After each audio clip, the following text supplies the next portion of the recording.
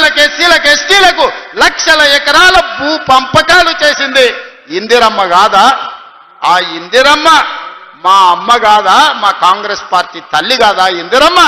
ఆమె నాయకత్వంలో పనిచేసే మేము ఇవాళ ఈ ప్రాంతాన్ని అభివృద్ధి చెయ్యాలని మేము ముందుకు వస్తే, అదేవిధంగా ఈరోజు రాష్ట్ర స్థాయిలో 4.5 లక్షల ఇందిరమ్మ ఇండ్లు మళ్ళీ మంజూరు చేసి పనులు ప్రారంభించి పొంగులేటి శ్రీనివాసరెడ్డి గారు పర్యవేక్షిస్తలేరా? ఇదే కాదు, మా అక్కల్ని అడుగుతున్నాయాల, మా ఆడబిడ్డలు ఈడుండ్రు, అక్క ఆనాడైన ప్రభుత్వంలో మీరు అమ్మగారింటికి పోవాలన్నా అమ్మోరిని దర్శించుకోవాలంటే ఇంటి ఆయనను బస్సు కిరాయి పైసలు అడిగేది, అవునా? అయితే కొడుకుని అడగాలి, లేకపోతే ఇంటి ఆయనను అడగాలి. ఎందుకమ్మా ఈ పండుగ ఎందుకు మళ్ళీసారి పోదు అమ్మగారింటికంటే ఊకుండాల్సి వస్తుంది, కడుపులో దుఃఖం ఉన్నా దాచిపెట్టుకొని ఉండేది. కానీ ఇవాళ ఇంటి ఆయన పొలం కాడికి పనికి పోతే అమ్మగారింటికి పోయి చూసి ఒక్క సిల్లి గవ్వ లేకున్నా ఆర్టీసీ బస్సు చెయ్యి చూపితే ఉచితంగా బస్సు ఎక్కుతలేరు. అక్క నిజం చెప్పండి. మా అక్కలు నేను అడుగుతున్నా, మీ తమ్ముడు ముఖ్యమంత్రి అయినాక తెలంగాణ రాష్ట్రంలో మీరు ఎవరైనా ఒక్క పైస పెట్టి టికెట్ కొన్నారా? ఆర్టీసీ బస్సు బాజాబ్తా ఇవాళ మీరు ఉచితంగా ప్రయాణం చేస్తలేరా? మా అక్కల్ని ఒక్కసారి ఆలోచన చేయమంటున్నా. అదేవిధంగా మా సంఘాల సభ్యులకు 21,000 కోట్ల రూపాయల బ్యాంకులో లింకేజ్ ఇచ్చినాం. మా సంఘాల సభ్యులు వ్యాపారం చేస్తారు, అదానీలు అంబానీలే కాదు, సోలార్ పవర్ విద్యుత్ ప్లాంట్లు 1000 మెగావాట్ల ప్లాంట్ ఈరోజు మా అక్కలకు పెత్తనం ఇచ్చింది, నిజం కాదా? ఆర్టీసీ బస్సులో ఉచిత ప్రయాణం కాదు, 600 బస్సులు వాళ్ళకిచ్చి అదే ఆర్టీసీకి కిరాయికి పెట్టి 600 బస్సులకు మా ఆడబిడ్డల్ని యజమానులను చేసింది, నిజం కాదా? ఇవాళ రిలయన్స్తో పోటీ వాడి పెట్రోల్ బంకులు మీరు పెట్టుకొని నిర్వహిస్తున్న మాట నిజం కదా? ఇందిరా మహిళా శక్తి క్యాంటీన్లు ఈ రోజు రాష్ట్రం నలుమూలలో మీరు ప్రారంభించుకొని చేస్తున్న మాట నిజం కాదా? అమ్మ ఆదర్శ పాఠశాల పేరు మీద గ్రామాన కాంట్రాక్టర్ల చేతుల్లో పనులు పెడితే అవి తీసి మా ఆడబిడ్డల చేతులు పెట్టి అమ్మ ఆదర్శ పాఠశాల పేరు మీద పాఠశాలల నిర్వహణ మీ చేతిలో పెట్టలేదా? స్కూల్లో పిల్లలు బట్టలు కుట్టేది ఆనాడు పెద్ద పెద్ద కంపెనీలకు ఇస్తే ఈ రోజు మా ఆడబిడ్డలకు ఇచ్చిన మాట వాస్తవం కాదా? ఇవాళ మా అక్కల్ని ఆర్థికంగా నిలదొక్కునేలా చేసి 1 కోటి మంది ఆడబిడ్డల్ని కోటీశ్వరులను చెయ్యాలి. 10 ఏళ్లలో నా లక్ష్యం అదే. నా జీవితంలో 1 కోటి మంది ఆడబిడ్డల్ని కోటీశ్వరులను చేస్తా అని కంకణం కట్టుకొని బయలుదేరి మీకోసం కృషి చేస్తుంటే ఇవాళ మిమ్మల్ని చూసి ఏడుస్తున్నారు. మీ ఒకనాడు ఇంటాయనని బస్సుకి అడిగే మీరు సాయంత్రం బెల్ట్ షాప్కి ఆయన మిమ్మల్ని నగదు అడిగే పరిస్థితి తెచ్చినా లేదా మా అక్కలు చెప్పాలని నేను అడుగుతున్నా. ఇవాళ పెత్తన మా ఆడబిడ్డల చేతి ఉంటే పిల్లల చదువులు ఉంటాయి, ఇల్లు బాగుపడుతుందని ఇవాళ మా అక్కల చేతుల్లో పెత్తనం పెట్టిన మాట నిజం కాదా? ఆనాడు అప్పులో ఉండి 1 లక్ష రుణమాఫీ చేస్తాని 10 ఏళ్ళు ముంచి రైతులను ఆగమాగం చేసి వేలాది మంది చచ్చిపోతే సంవత్సరం తిరిగే లోపు లక్ష్మీ నరసింహస్వామిగా 25,55,964 మంది రైతులకు 20,617 కోట్ల రూపాయల రైతు రుణమాఫీ చేసి 2 లక్షల రూపాయల వరకు రైతులకు అప్పు విముక్తి కలిగించింది మన ప్రభుత్వం కాదా అని నేను అడుగుతున్నా. ఇవాళ రైతులకు ఉచిత కరెంటుతో పాటు ఆనాడు ఒరేసుకుంటే ఉరేసుకున్నట్టే ఆయన ఆ నాయకుడు అంటే వరి వేసుకోండి చివరి గింజ వరకు కొంటాం, అదే కాదు సన్న వడ్లు పండిస్తే 500 రూపాయల బోనస్ ఇస్తామని చెప్పి ప్రత్యేకంగా పర్యవేక్షించడానికి ఉత్తమ్ కుమార్ రెడ్డి గారి నాయకత్వంలో నిరంతరం ఓట్లు అమ్మిన 48 గంటల్లో మీ ఖాతాల పైసలు వేస్తలేమా? ఇవాళ రైతులను ఆదుకొని ప్రాజెక్టులు పూర్తి చెయ్యాలి అని మేము పనిచేస్తుంటే కడుపు మండి విషం జమ్ముతున్నారు ఈరోజు రైతుల మీద. అందుకే మిత్రులారా మీరందరూ ఆలోచన చేయండి. ఈ ప్రభుత్వం మీ ప్రభుత్వం, ఈ ప్రభుత్వం మన ప్రభుత్వం, ఈ ప్రభుత్వం పేదోళ్ళ ప్రభుత్వం, ఈ ప్రభుత్వంలో దళితులు గిరిజనులు ఆదివాసులు తలెత్తుకునే ప్రభుత్వం. అందుకే 1931లో బ్రిటిష్ వాళ్ళు కులగణన చేస్తే 100 ఏళ్లలో ఎవడు చేయలేకపోయింది, ఎవడు ధైర్యం చేయలే ముట్టుకోనికే. కానీ మీ సోదరుడుగా మీ రేవంత్ అన్నగా దేశంలోనే మొట్టమొదటి రాష్ట్రంగా ఉత్తమ్ కుమార్ రెడ్డి గారిని బాధ్యత ఇచ్చి దామోదర్ రాజనరసింహ గారిని బాధ్యత పెట్టి రాష్ట్రం దేశంలోనే మొట్టమొదటిసారి కులగణన చేసి 56.36% బలైన వర్గాలు ఉన్నారు అని లెక్క తేలిస్తే ఈ రోజు విధిలేని పరిస్థితుల్లో నరేంద్ర మోడీ దేశం మొత్తం నేను లెక్క కడతా బీసీల లెక్క తీస్తా అన్నాడు. గొర్రెలకు బర్రెలకు చేపలకు కూడా లెక్క ఉంది, కానీ మా బలహీన వర్గాలకు లెక్క లేదంటే లెక్క నేను తేలుస్తా, నీ కథ కూడా చూస్తా అన్నందుకు ఇవాళ తెలంగాణ రాష్ట్రం మొట్టమొదటిసారి బలహీన వర్గాల లెక్క తేల్చి 56.36% తేల్చింది మనం కాదా? ఈ బలహీన వర్గాల పట్ల ప్రేమ లేకపోతే వాళ్ళ లెక్క తేల్చే బాధ్యత ఎందుకు తీసుకుంటాం? ఈరోజు 42% రిజర్వేషన్లు విద్య ఉద్యోగంలోనే కాదు స్థానిక సంస్థలలో కూడా మీకు 42% రిజర్వేషన్ ఇవ్వాలని చట్టం చేసింది మనం కాదా? అదేవిధంగా ఈనాడు ఎస్సీ ఉపకులాల వర్గీకరణ 35 ఏళ్ల నుంచి మాదిగ బిడ్డలు పోరాటమే కాదు ఎంతో మంది ప్రాణాలు కోల్పోయింది. ఎట్లయినా ఈ సమస్యకు శాశ్వత పరిష్కారం చూపించాలి అని సుప్రీంకోర్టు తీర్పిచ్చిన మరుక్షణం దామోదర రాజనరసింహ గారు నాకు చిట్టి తెచ్చింది అసెంబ్లీలో. నేను స్పష్టంగా చెప్పిన ఇది నా బాధ్యత, 100% ఈ సమస్యను పరిష్కరిస్తా అని ఫిబ్రవరి 14 నాడు మొదలుపెట్టి మళ్ళీ ఫిబ్రవరి 14 లోపల బీసీల లెక్కలు తెల్చిన ఎస్సీ కులాల వర్గీకరణ మోత్కుపల్లి నరసింహులు గారు సజీవ సాక్షి. వారు ఎవరిని అంత ఆశామాషికి ఒప్పుకోరు, ఎవరిని అభినందించారు. నరసింహులు గారి సంగతి మీకు నాకంటే ఎక్కువ తెలుసు, మీరు ఆలేరోళ్ళు. కానీ వారు స్వయంగా అసెంబ్లీకి వచ్చి శాలువ కప్పి తమ్మి ఈరోజు నా మనసుకు ఆనందం కలిగింది, దశాబ్దాల మా కొట్లాట పరిష్కారం చూపించినమని నరసింహులు గారు అభినందించిన మాట వాస్తవం కాదా? ఇవాళ ఎస్సీ కులాల వర్గీకరణ చేసి ఆ చిక్కుముళ్ళని ఇప్పింది ఈ ప్రభుత్వం కాదా అని నేను అడుగుతున్నా.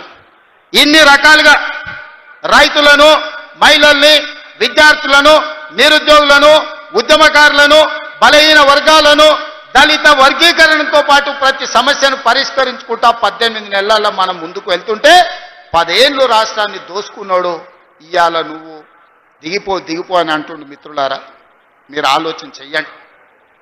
నాకేం లేదు కోరికలు, ఆయనను పట్టుబట్టాలనుకున్నా, పట్టుబట్టినా, పని బట్టినా, పడగొట్టడమే కాదు ఆ కుర్చీలో కూర్చున్నా. జీవితంలో నా లక్ష్యాన్ని నేను నెరవేర్చుకున్నా. ఇక మీ లక్ష్యాన్ని నెరవేర్చడానికి మీ సోదరుడిగా కష్టపడాలని నేను అనుకుంటున్నా. నాకు ఇంకేం కోరికలు లేవు. నన్ను ఇబ్బంది పెట్టినోని, నన్ను జైలు పెట్టినోని ఖచ్చితంగా జైలు నుంచి బయటకు వచ్చిన రోజు ఒక మాట చెప్పిన, తొడగొట్టి చెప్పిన, నిన్ను పడగొట్టే వరకు కళ్ళు ముయ్యను అని చెప్పి పడగొట్టి చూపించిన. ఇవాళ మీ అందరికీ నా విజ్ఞప్తి ఒక్కటే, 10 ఏళ్ళు ఆశీర్వదించండి. ఈ తెలంగాణ రాష్ట్రాన్ని $1 ట్రిలియన్ ఎకానమీగా మార్చి ప్రపంచానికి ఆదర్శంగా నిలబడి బెంగళూరు, చెన్నైయో, ముంబైయో, ఢిల్లీతో కాదు న్యూయార్క్, టోక్యో, జపాన్ దేశాలతో పోటీ పడే విధంగా తెలంగాణ రాష్ట్రాన్ని అభివృద్ధి పదం వైపు నడిపించే శక్తిని మీరు ఇవ్వండి మిత్రులారా. మీరిచ్చే శక్తితోని మూసీ నది ప్రక్షాళన చేస్తా, రీజనల్ రింగ్ రోడ్డు నిర్మిస్తా, భారత్ ఫ్యూచర్ సిటీని ప్రపంచానికి ఒక గొప్ప నగరంగా అందిస్తా. ఈ రోజు బలహీన వర్గాల పిల్లలు డాక్టర్లు, లాయర్లు, ఇంజనీర్లుగా, ఐఏఎస్లు, ఐపీఎస్లుగా రాణించి ఈ దేశ పునర్నిర్మాణంలోనే మీరు భాగస్వాములుగా ఉండాలి, మీకు బాధ్యత ఉండాలి అనే విధంగా తీర్చిదిద్దే విధంగా నేను ప్రయత్నం చేస్తాం మిత్రులారా. అందుకే ఇవాళ మిమ్మల్ని అందరిని అడగదలుచుకున్నాం. లక్ష్మీ నరసింహస్వామి కాళ్ళ దగ్గర ఈరోజు మనందరం కూర్చున్నాం. ఆ స్వామి సాక్షిగా అభివృద్ధి చేసే శక్తిని ఇవ్వండి. ఈ తెలంగాణ రాష్ట్రాన్ని, ఆగమైన తెలంగాణను మనం పునర్నిర్మించుకుందాం. ఇవాళ ఒక్క నోటీస్ ఇస్తేనే ఆయన ఆగమాగం అవుతున్నాడు. నెలల కొద్ది జైళ్ళల్లో గడిపిన మేమేమనుకోవాలి? నువ్వు దేవుడువా? నువ్వు మనిషివే కదా.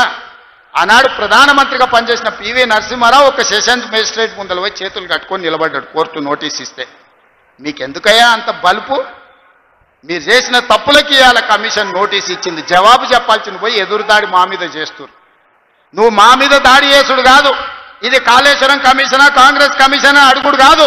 నీ పార్టీలో ఉన్న దయ్యాల గురించి నీ బిడ్డనే చెప్పింది కదా.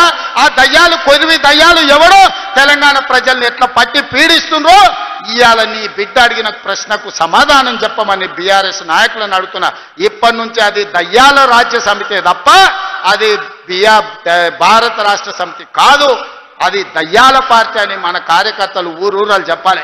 ఎవడు కనిపించినా ఒకటే చెప్పారు, అరే దయ్యాలు వచ్చినాయి రా భయ అని. ఇంకా వాళ్ళని పేరు పెట్టి పిలువకారు ఎక్కడ కూడా. కనిపిస్తే చాలు దయ్యాలు వస్తున్నాయని ప్రజలకు చెప్పండి. ఎందుకంటే దయ్యాలతో ఉన్న ప్రమాదం తెలంగాణ ప్రజలకు తెలవాల్సిన అవసరం ఉన్నది. అందుకే మిత్రులారా, మళ్ళొక్కసారి చెప్తున్నా, మళ్ళసారి గెలవడానికి, ఆలేరు అభివృద్ధి చేయడానికి మీ సోదరుడికి ఏం మీకు కావాలనో, పరిష్కారం కావాలనో, ఏం అండగా నిలబడాలో మీరు చెప్పండి. అన్ని పనులు చేసి పెట్టే బాధ్యత నాది. ఎందుకంటే ఆలేరులో ప్రజలు మంచోళ్ళు, కొంచెం నాయకులు అక్కడిక్కడ ఉన్నా మీ అభివృద్ధి చేసే బాధ్యత నాది. అమాయకుడైన బీర్ల ఐలయ్య ఈరోజు మీకు నాయకుడు ఉన్నాడు. ఆయన అడగలే పదవి, విప్పు పదవి నేను ఇచ్చిన పిలిచి.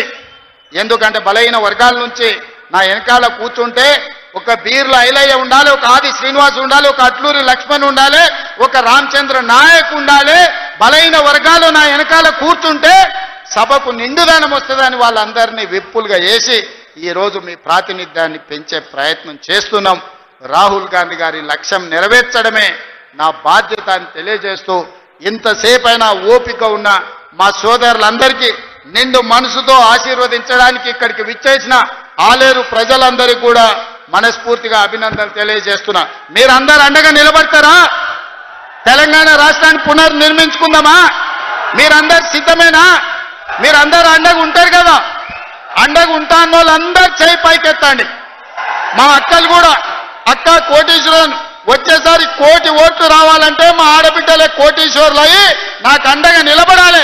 మీరందరూ ఆశీర్వదించడానికి చేయి పైకెత్తండి అని చెప్పి మా అక్కలందరికీ విజ్ఞప్తి చేస్తున్నా. జై కాంగ్రెస్, జై జై కాంగ్రెస్.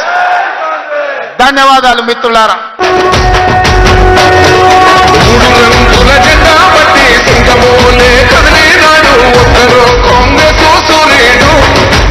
మిత్రులారా, ఈనాడు ఆలేరు శాసనసభ నియోజకవర్గ అభివృద్ధి కార్యక్రమాలకు శంకుస్థాపన చేయడానికి సభాధ్యక్షత వహించిన మీ అభిమాన నాయకుడు, శాసనసభలో ప్రభుత్వ విప్ బీర్ల ఐలయ్య గారు ఈరోజు మీ అభిమాన నాయకుడి జన్మదినము. వారికి ప్రభుత్వ పక్షాన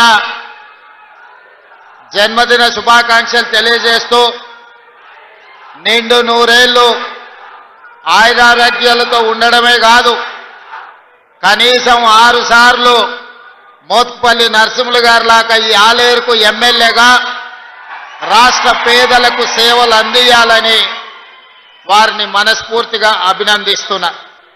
మిత్రులారా, ఈరోజు ఈ కార్యక్రమానికి నాతో పాటు ముఖ్య అతిథులుగా శాసన మండలి చైర్మన్ గుత్తా సుఖేందర్ రెడ్డి గారిని, జిల్లా ఇన్ఛార్జ్ మంత్రివర్యులు తుమ్మల నాగేశ్వరరావు గారిని, అదేవిధంగా ఈనాడు అభివృద్ధి కార్యక్రమంలో క్రియాశీలక పాత్ర పోషిస్తున్న మిత్రులు పెద్దలు ఉత్తమ్ కుమార్ రెడ్డి గారిని, అదేవిధంగా ఈ ప్రాంతంలో శాసనసభ్యుడిగా, పార్లమెంట్ సభ్యుడిగా, తెలంగాణ ఉద్యమకారుడిగా పనిచేసి రాష్ట్రాన్ని సాధించడంలో క్రియాశీలక పాత్ర పోషించిన మిత్రులు పెద్దలు కోమటిరెడ్డి వెంకటరెడ్డి గారు, అదేవిధంగా మా సోదరుడు మహబూబ్ నగర్ జిల్లా ఇన్ఛార్జి మంత్రివర్యులు దామోదర్ రాజ నరసింహ గారు,